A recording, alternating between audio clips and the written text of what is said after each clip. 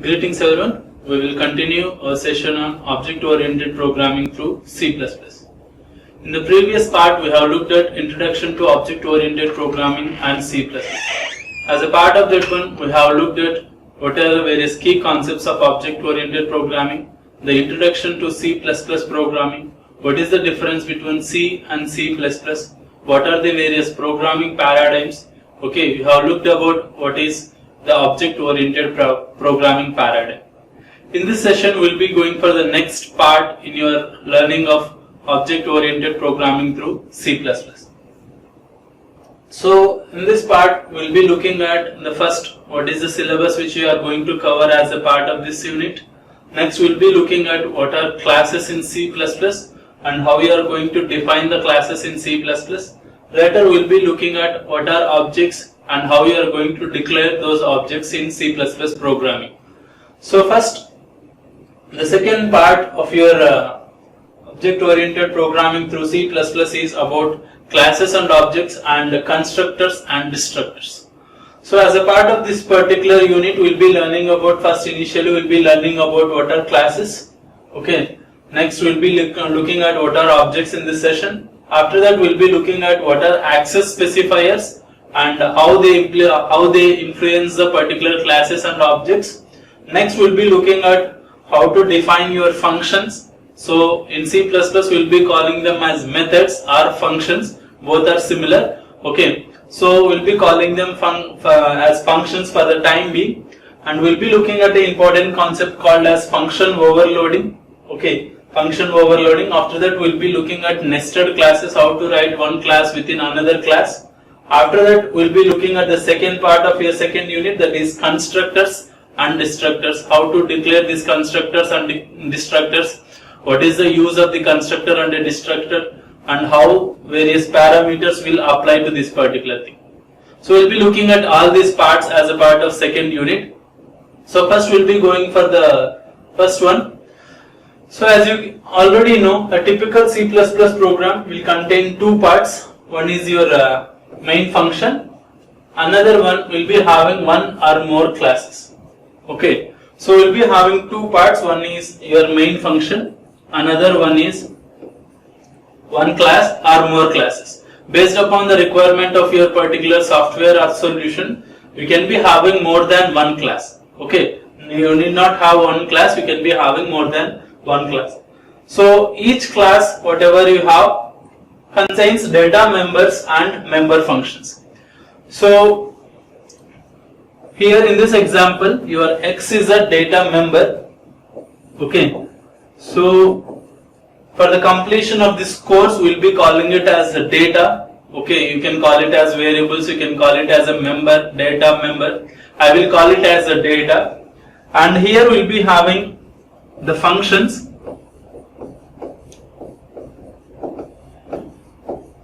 More technical term is we will be calling it as method. Okay, I will be using those words interchangeably based upon the requirement, but we will be calling it as a function. So each and every class will be containing these two parts, that is, we will be having data and functions. We will be calling them as members. Okay, so that is why we will be calling it as data members or member functions. Okay, each and every class will contain this particular. So any C++ program can be seen in these two parts. One is we will be having one main function and we will be having one or more classes. This is a basic C++ program. Next, so what is a class definition? What is basically a class and how you are going to define a class? So I think you already know what is a class. I think you remember the classes are a group of similar represented objects. We will be calling it as a class. So we will not be discussing the general term about what is a class. You should be knowing by this time what is a class and what is an object. So we will be looking at how to define these classes, how to represent these classes in C++ programming, and how to use these classes to create your objects. So we will be looking at all these things one by one. So what is a class definition? Class definition basically tells the compiler what member functions, okay, and what data members belong to that particular class. So when you declare or define a class, you are going to basically tell the compiler that these are the members of my particular class. Okay, these are the data members and these are the member functions as a part of this class. You are going to tell the compiler that these are the data items which are present in this class and these are the member functions which are present in this class. That is the thing we are going to tell in the definition. Keyword class followed by the class name. So in order to define a class, we will be using the keyword class. Okay, after that we will be giving some name. We will be giving a class name. Next we will be having a class body which will be enclosed in a open brace and a closed brace. This will be calling it as a class body. So this class body will contain your members. So these members will be both your data members or data variables or your member functions. So your class will contain this thing, and this class body specifies your data members and member functions, and at the end we will be having a semicolon just like your structures. Okay, so similar to your structures, how we have written structures in C language, we will be having classes in C++. There is a slight difference between classes and structures. So, but the definition part, that is how you define a structure, is similar like your how you define a class. In structure we will be writing struct and name, and inside that we will be writing the structure members. Here we will be writing class, which is the keyword. Okay, class and its class name. After that we will be enclosing, and inside that we will be writing the class members. Okay, so this is we will be calling it as a class definition. So a basic example of your class definition will look like this. So here we have used the keyword class, okay, and we have given the name as room, but the naming convention is we write the first word as first letter of the name as capital letter. That is just a convention, but you can write the small letters also, but the general convention is we write the first letter as capital letter. So that is why class room. After that, you need not be concerned about this one right now. This is one access specifier. We will be learning about access specifier later. For the time being, know that these are the data members. So we have declared three data members, that is length, breadth and height. Okay, as a part of this classroom we have declared three data members and two functions. One function is calculate area, which is calculating the area, that is length into breadth. Another is calculate volume, which is calculating the volume, length into breadth into height. So remember, we have just to define the class. So we have closed the class with a semicolon. This is the class definition. So this class definition tells what are the particular data members which are present as a part of this class, and what are the member functions which are present as a part of this class.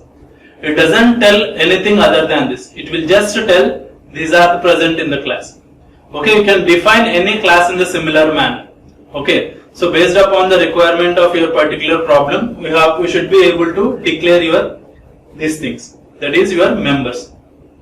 So how you are going to decide, how you are going to define your members, I will tell at the end of this session. For any problem, we should be able to do these things. That is, we have to have one class. Inside the class, we have to write your data and you have to write the member functions. These member functions usually operate on this data. That is, whatever the member functions you have written, so these member functions operate on this data only. Okay, see that the length and breadth is this data and length, breadth, height is this data. These member functions usually operate on that particular data. So this is a class definition. This is the first part of your C++ programming. So in C++ programming, the first thing you have to know is what is your class and what are the data members of your class. Next, so the data members and the member functions can be declared in various sections based by your access specifiers. So as I told you, you will be having access specifiers. We will be learning in depth about these access specifiers in the next session. For the time being, I will just introduce you what are the access specifiers, and we'll know what is this thing. So we'll be having three access specifiers. One is public, private, protected. So if you see in the previous example, we have used only one access specifier, that is public. What is this meaning is, we are going to place one access specifier, after that we are going to space a colon, and we are going to specify the members. Okay, so in this example we are having 5 members, that is 3 data members and 2 functions. All these are public values or public data members. So I am going to say this, these are public. In the similar manner, I can have private and I can have the private members, and I can have protected, I can have protected members. So we can divide your particular class members and functions into various sections based upon how you are going to declare your access specifiers. So if you are having a class, some class, random class, if you are having the book class, okay, so you can be writing your public, and you can be having some members for the public, and next we can be having private with a colon, and you can be having members for private. In the similar manner, we can be having protected, you can be having some members, open, close. So you'll be having your class values in this manner, or your class data members in this manner as a form of sections. So based upon your access specifiers. So what is the meaning of the public, what is the meaning of private, what is the meaning of protected, we'll be learning in the next session. For the time being, know that these are 3 access specifiers. So these provide what you will be calling it as security to your data. So the sections are terminated with a colon. Okay, each and every section will be having a colon like this. Okay, so after the colon, whatever the data members you write, it will be part of this particular access specifier. After the colon, whatever the data members you write, it will be part of this access specifier. So like this, we will be having 3 sections. You need, all the 3 are optional. Okay, either you can use public, or you can use private, or you can use protected based upon your requirements. Okay, each section has an implication of data access to the members. So public will be having one meaning of data access, private will be having one meaning of data access, protected means it will be having its own meaning of how you use the data. That is, how you can access this data member. That is, whatever you write in the previous example, if you see, okay, the double length, breadth, height, who can access this data? That will be calling it as accessing. That is, who can use the data. So that implication will be defined by these 3 things. Okay, who can access the data, or who can use the data, which statement can use the data, will be implied by these things. Okay, that is the implication of your access specifiers. We will be learning about them in depth in the next session. So they provide the security to the data. So these 3 things will define the security to your particular data in the class. Okay, so next, this is an example of your access specifier, just an outline. So if you see in the previous thing, you have written the same classroom. In the previous example, if you see, you have written all these 3 things in public. That is, you have written all these 3 values in public and these 2 functions in public. Okay, all the 5 have been written in public in the previous example. In this current example, if you see, you have written the data items as private. So these data items as made private to this particular class. So once if they are made private to this particular class, they cannot be accessed by other classes. That is the implication of a private. You will be learning about that. But for the time being, know that if you write a private, these cannot be accessed by other members. They can be accessed by only these class members. Okay, so you have written the same 2 functions but different functions. So you have written the same 2 functions here, that is calculate area and calculate volume, and we have used the length, breadth, height, and we are having another function to take the input of the data. Okay, this is how to initialize your private variables. You will be learning about this later. For the time being, just know that we have declared some values and retrieved those values. Okay, so we have declared some as private, some as public. That is the thing you have to understand here. Some data members will be declared as private, some data members will be declared as public, and some data members can be declared as protected. Okay, like this. We can be using the access specifiers to divide your particular data members into sections. Next, so objects. So that is about how you declare or how you define a particular class. You have to define your class by using class keyword and class name, and you have to use the open brace and close brace to enclose your class body. Inside the class body we will be having your data members, and these data members will be divided into sections by using either public or private or protected access specifiers. Okay, next, coming to your objects, whatever you create, that is whatever you defined in the previous sessions or previous slides, that is class definition.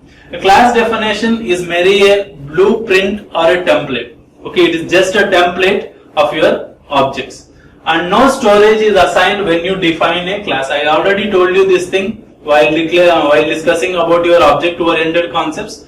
Okay, no storage is assigned when you define a class. Okay, objects are instances of classes which holds the data variables declared in the class, and member functions work on these class data objects. Okay, each object has different variables. So whatever the class you have declared in the previous thing, you have created a class box. Okay, when you define a class, you are just creating a template. Using this template, I have to create the objects. Okay, objects are nothing but instances of this class. We will be taking this template and we will be creating lots number of instances. Not one object, we can be creating any number of objects. And each object will be having these data members. If there are 3 data members, each object will be having these 3 data members. So each object has different variables. That is, each object has its own set of data members. That is the meaning of this one. Okay, next. So this is an example of your particular class. As I told you in the previous one, this is a class where you will be having your private members and public members, and this is the class definition. Using this definition, you have to create your objects. If you see properly, you are having 3 data members, length, breadth and height, and we are having 3 functions. One is function get data. Get data means to get the values of length, breadth and height. That is, you have to take the input values of length, breadth and height. That is, you have to have some values. That is 10, 20, 30, whatever may be the values. First I have to get the values of those particular values, particular data members. That is why we are creating one function called as get data. Okay, so this function we have to use, and after that you have to calculate the area. This is another function you have declared, and you have declared another function volume, calculate volume. So you are having 6 members here. Next, how you are going to use these things?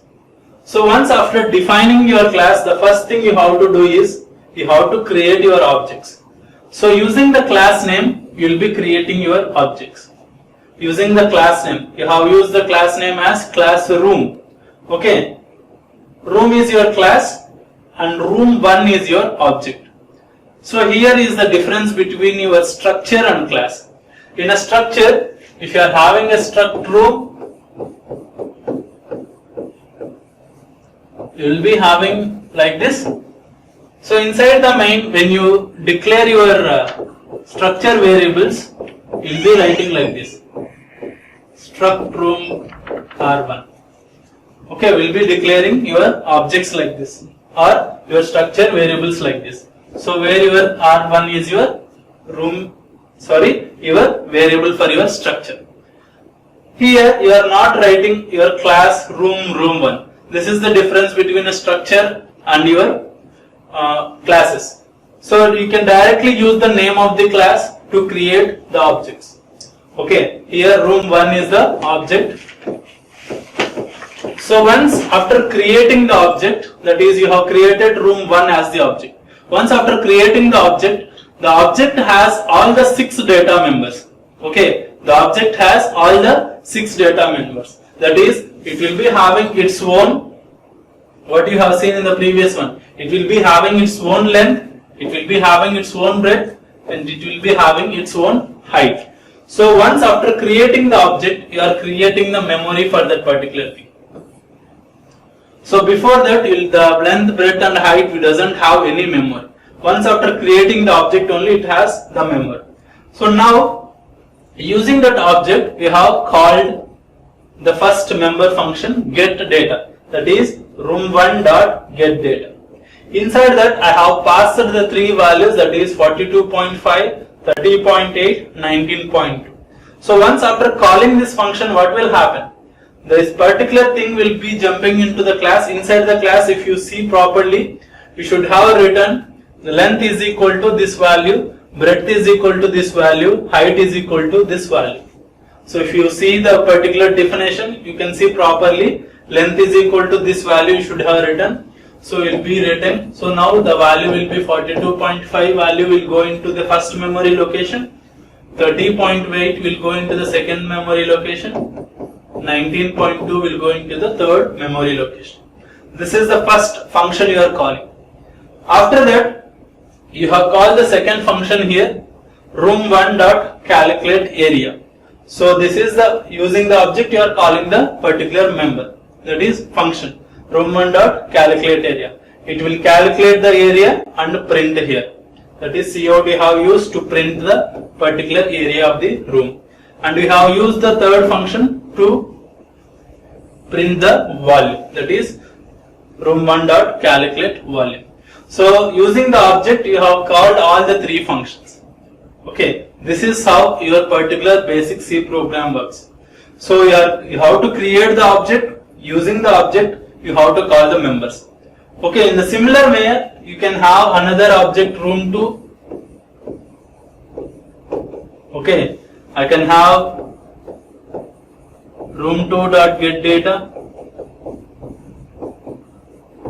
I can have another values 3, 9, 46. Like this, I can pass 3 values and I can print them. That is, I can write COUT area of volume room2.calculate area. Okay, I can call room2.calculateVolume. So when I create another object, a different set will be created for it. Okay, now it will be having its own length, breadth, height. This will be room1, this will be room2. So now the values will be 3, 9, 46. Okay, so room2 will be having its own values, room1 will be having its own value. This is how your particular C++ program will work, by defining your classes and by using those class to create your objects and using the object to call the member functions. This is how you will be writing your C++ program. So this is about your object, and you can have multiple objects. Like as I told you, you can create multiple objects for your C++ program. So here you have created one class car. Inside the car we have created only 3 values, that is one is brand, another one is model, another one is year. Okay, so since they are written as public, I can call them by using your objects. That is, we are going to create one object, car object1. Okay, object1 will be having its own set of 3 values. In the similar manner, you can create another object, object2. Object2 also will be having its own set of values, and you can print those values by using object1.model, object1.year, object2.model, object2.year, like this. Okay, you can use the particular object names to call those particular members. Okay, this is how you will be having multiple objects in your C++ program. Okay, using just the class name, you can create any number of objects.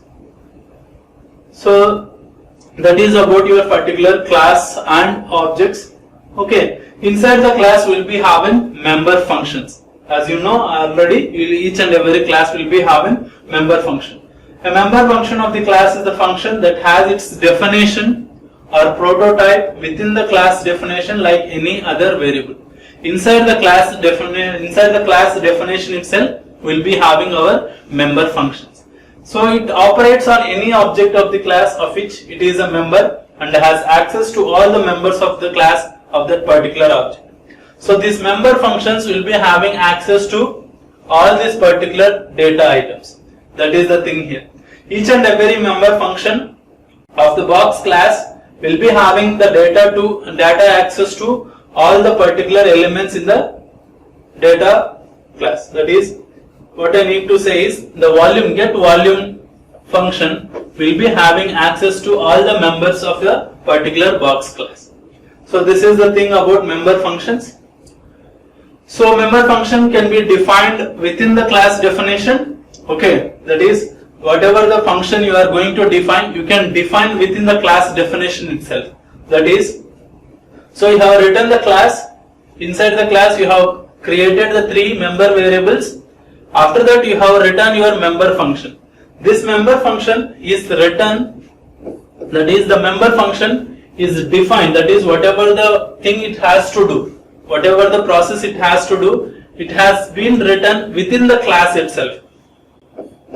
Okay, within the class itself you can define your particular class definition, member function definition.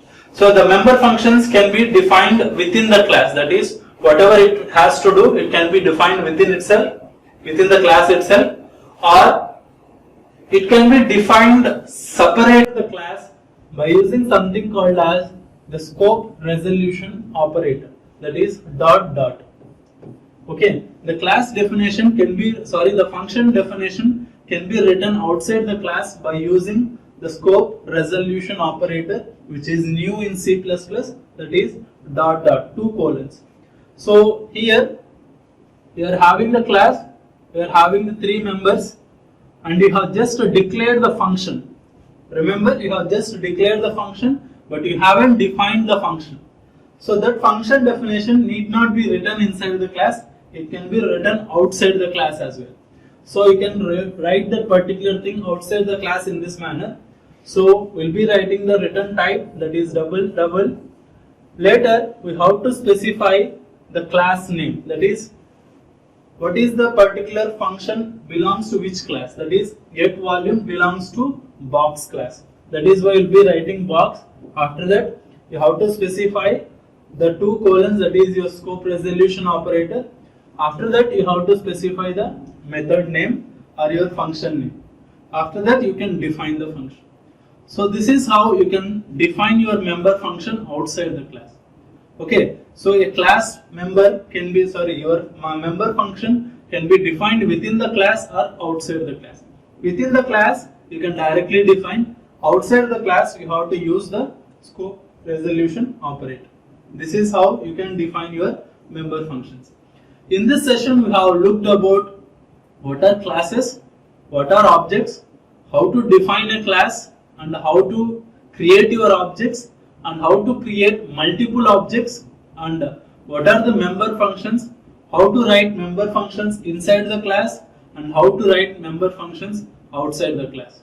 In the next session we will be looking about what are the access specifiers, how these access specifiers imply your data security. Okay, we will close this session here. Thank you.